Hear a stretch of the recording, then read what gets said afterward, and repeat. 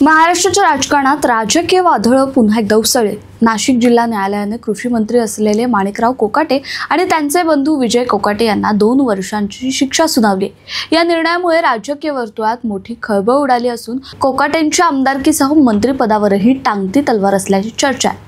मुख्यमंत्री कोट्यातून दिल्या जाणाऱ्या सदनिका बनावट दस्तऐवजाच्या आधारे लाटल्या गेल्याचा गंभीर आरोप माणिकराव कोकाटे आणि त्यांचे बंधू विजय कोकाटे यांच्यावर करण्यात आला होता।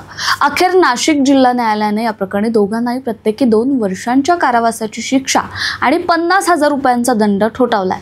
विशेष म्हणजे केवळ 2 तासातच कोकाटेंना जामीन मंजूर करण्यात आला, पण या निर्णयाचे राजकीय पडसाद आता उमटू लागले।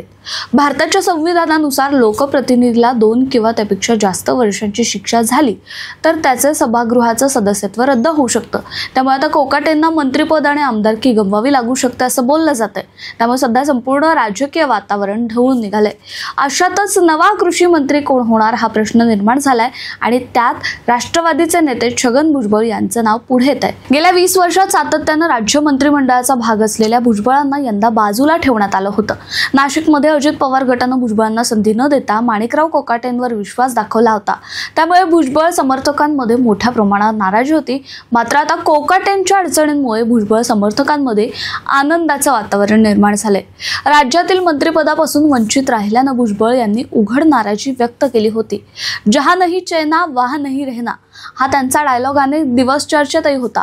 त्यानंतर राष्ट्रवादीच्या अनेक महत्त्वाच्या कार्यक्रमांना त्यांनी उपस्थिती लावली नव्हती। मात्र त्यांच्या नाराजीच्या चर्चांना पूर्णविराम देण्यासाठी अजित पवार यांनी स्वतः त्यांना फोन केला आणि त्यांच्या भावनांची कदर असल्याचं सांगितलं। त्यानंतर दोघांमधील मतभेद काही प्रमाणात मावळल्याचंही दिसतंय। जर माणिकराव कोकाटे यांनी राजीनामा दिला किंवा त्यांची आमदारकी रद्द झाली तर कृषी मंत्रीपदी छगन भुजबळ यांची वर्णी लागण्याची शक्यता असल्याचं बोललं जात आहे। अजित पवार गटासाठी हे महत्त्वाचं पाऊल ठरेल, कारण भुजबळ हे अनुभवी आणि प्रभावी नेते मानले जातात। त्यांचं मंत्रिमंडळात पुनरागमन झालं तर नाशिक आणि उत्तर महाराष्ट्रातील राजकीय समीकरणं मोठ्या प्रमाणावर बदलू शकतात। राजकारणातला प्रत्येक दिवस हा नवीन वळण घेणारा असतो। माणिकराव कोकाटे यांच्यावर आलेलं संकट त्यांना राजकीयरित्या नामोहरम करणार का? छगन भुजबळ यांना कृषी मंत्री म्हणून संधी मिळेल का? आणि अजित पवार यांची पुढील खेळी काय असेल हे पाहणं आता अत्यंत महत्त्वाचं ठरेल।